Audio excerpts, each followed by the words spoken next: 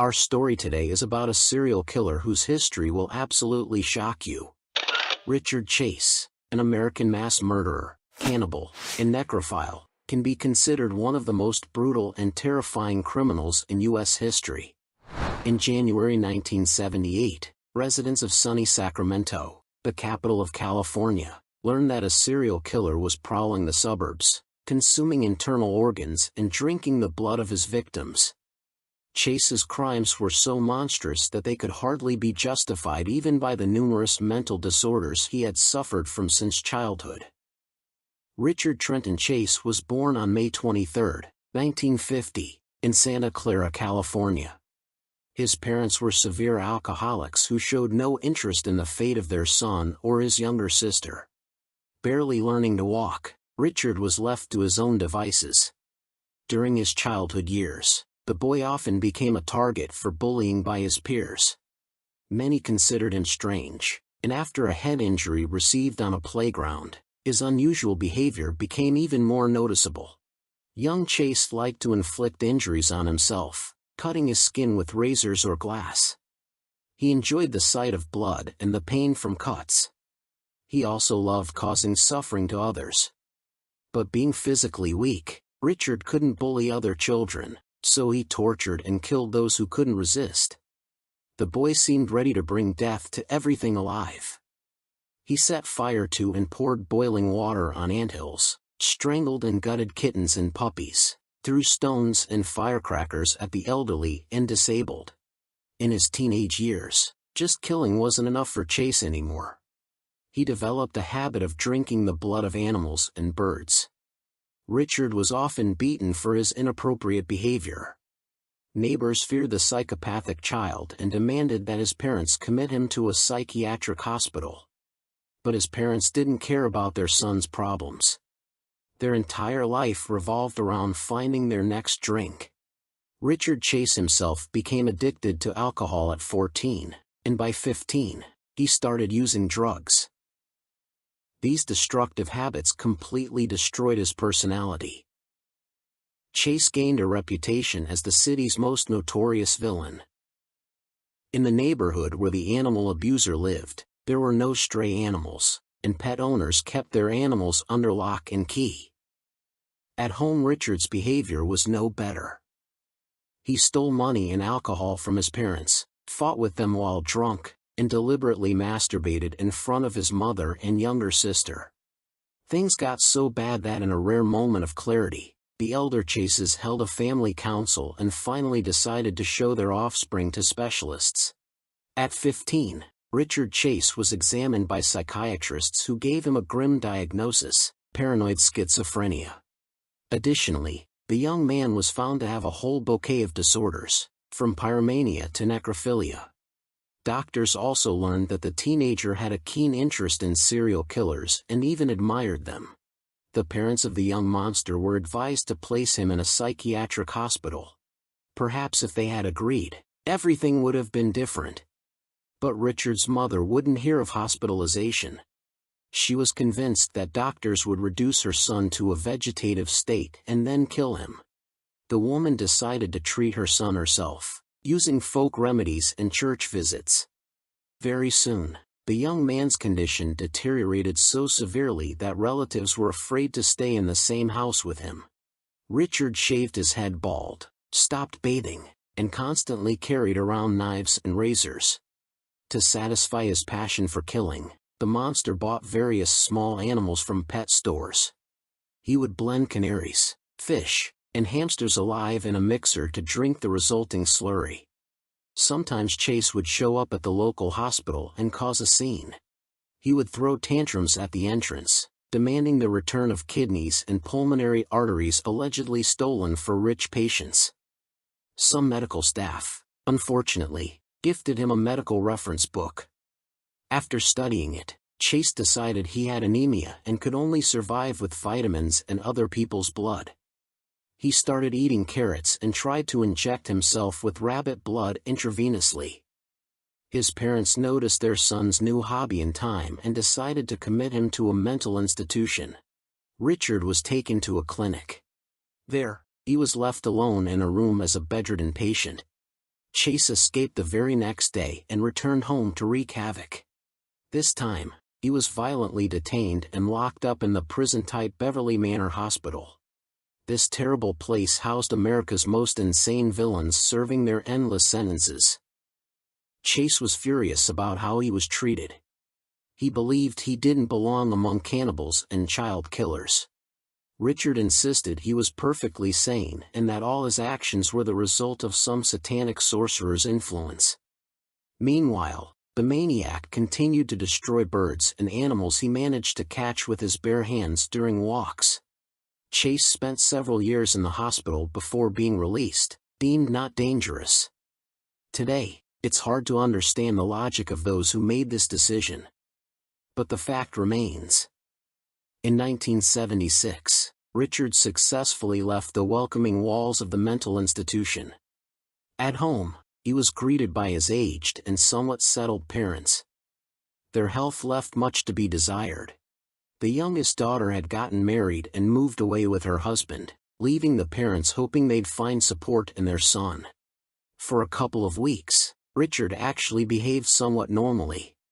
He helped his mother carry groceries, watched TV shows in the evening, and even read books. But soon, he adapted to his newfound freedom and reverted to his old ways. Pets in the neighborhood began disappearing again, and neighbors started finding the remains of cats and dogs on their lawns. As expected, animals weren't enough to satisfy him. Fascinated by stories of serial killers in newspapers, he decided he wanted to kill a human being. Somehow, he got his hands on an automatic pistol and planned a bloody massacre, but first, he decided to practice. So on December 27, 1977, he broke into the home of a woman who lived alone. The homeowner was lucky. She was at work. Enraged after searching the empty house, Richard fired shots at the kitchen furniture and dishes. But this setback didn't deter him, and just a couple of days later, he committed his first murder. Richard shot and killed elderly engineer Ambrose Griffin at close range on the street. The man was carrying bags full of groceries from the supermarket when he crossed paths with the killer. The murder left Chase exhilarated, but it also made him lay low. He shut himself in his room, plastering the walls with newspaper clippings about Griffin's killing.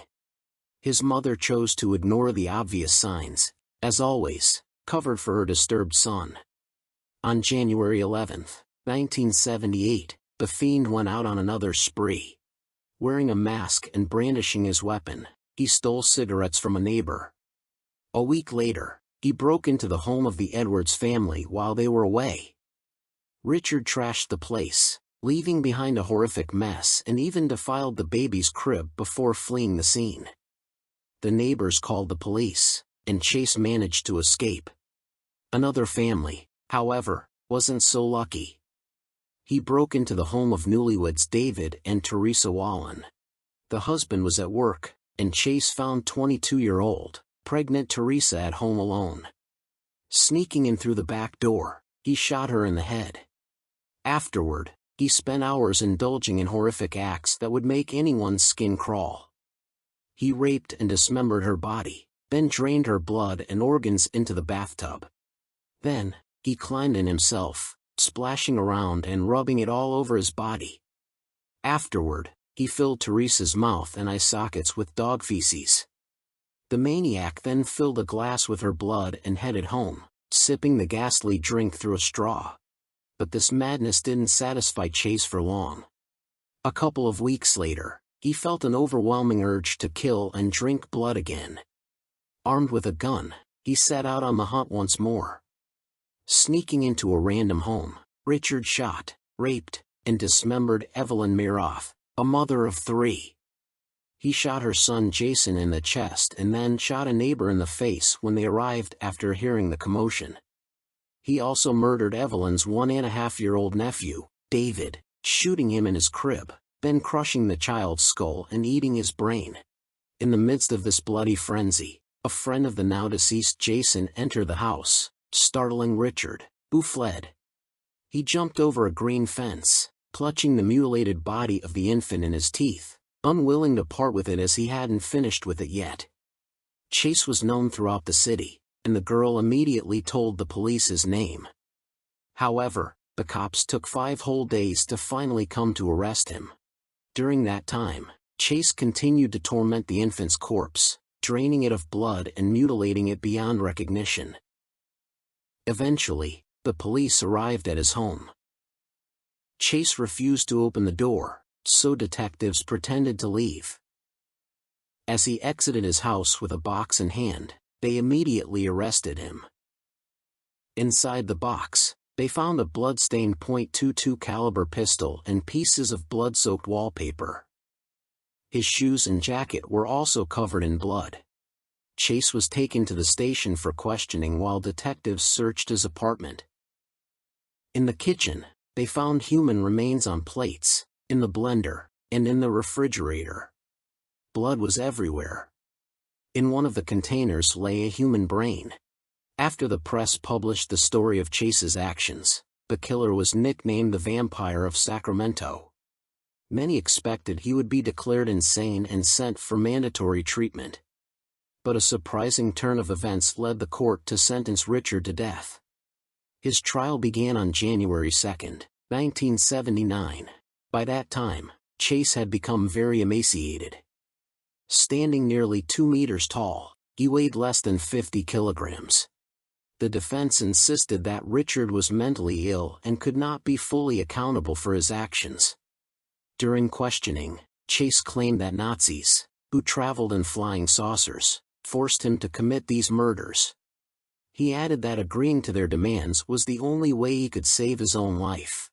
However, the fact that Chase also committed several burglaries, breaking into homes to steal valuables, didn't fit with the defense's narrative. The jury decided that Chase was guilty of 6 counts of first-degree murder, which meant the punishment would be the death penalty. Richard was sentenced to the gas chamber. The verdict was announced on May 8, 1979, and he was immediately sent to death row at San Quentin Prison. There, Chase faced harassment from other inmates, although they did not physically harm him. Shortly after Christmas, on December 26, 1980, he took his own life by consuming a lethal dose of prescribed antidepressants. He had been saving up the pills for several months. Thus ended the story of the vampire who became one of the most repulsive serial killers in history, though not the only one. Thank you for watching, and if you enjoyed this video, please support the channel by subscribing. And don't forget to hit the like button.